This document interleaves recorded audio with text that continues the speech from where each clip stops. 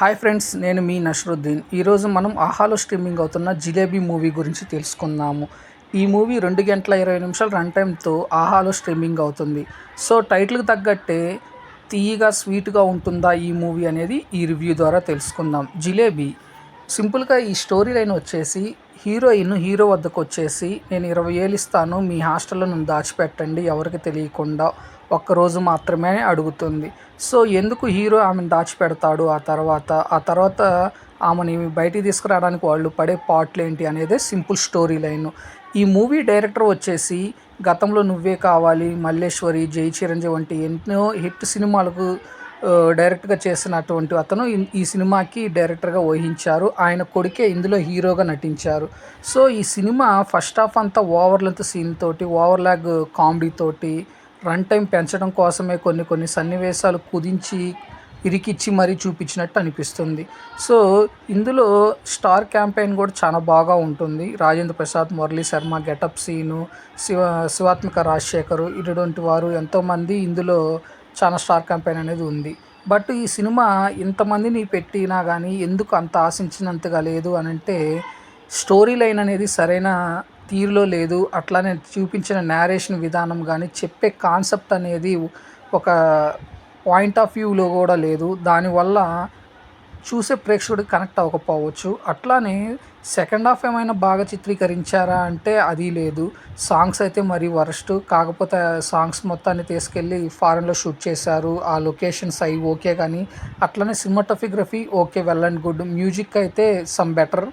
BGM ఏం కుదరలేదు. Dubbing చెప్పారు కొన్ని సన్నివేశాలకి, ముఖ్యంగా గెటప్ సీన్కి చెప్పే డైలాగ్స్ కానీ, అది చెప్పిన డబ్బింగ్ కానీ, వాయిస్ ఓవర్ అనేది ఉండదు. సో కొంత అన్కంఫర్ట్గా ఫీల్ అవుతారు చూసేవాళ్ళు వాయిస్ విషయంలో. అట్లానే హీరోయిన్ మధ్య వచ్చే రొమాంటిక్ సన్నివేశాలు కూడా అంతగా ఏముండదు.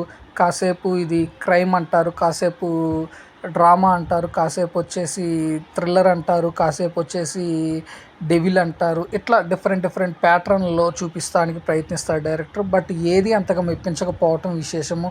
అట్లానే జిలేబీ మూవీ వచ్చేసి సరైన మ్యూజిక్ కానీ, సరైన సన్నివేశాలు కానీ, సరైన క్యారెక్టరైజేషన్ కానీ, సరైన స్టోరీ లైన్ కానీ లేదు. At a same time heroine మధ్య వచ్చే సన్నివేశాలు కూడా అంతగా ఆకట్టుకోవు.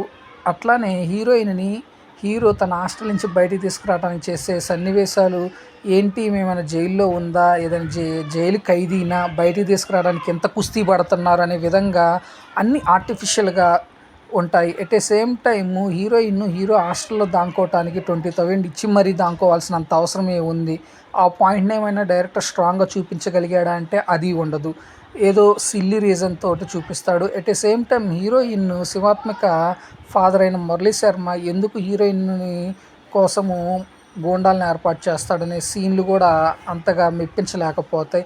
ఓవరాల్గా చెప్పాలి అంటే టైటిల్ తగ్గట్టు జిలేబీ అంత తీయగా స్వీట్గా అయితే ఏముండదు, చేదుగా ఉంటుంది. So friends, at the same time ఇది ఫ్యామిలీతో తగ్గ చిత్రమేనంటే చూడొచ్చు. ఎటువంటి అడల్ట్ కంటెంట్ అనేది లేదు.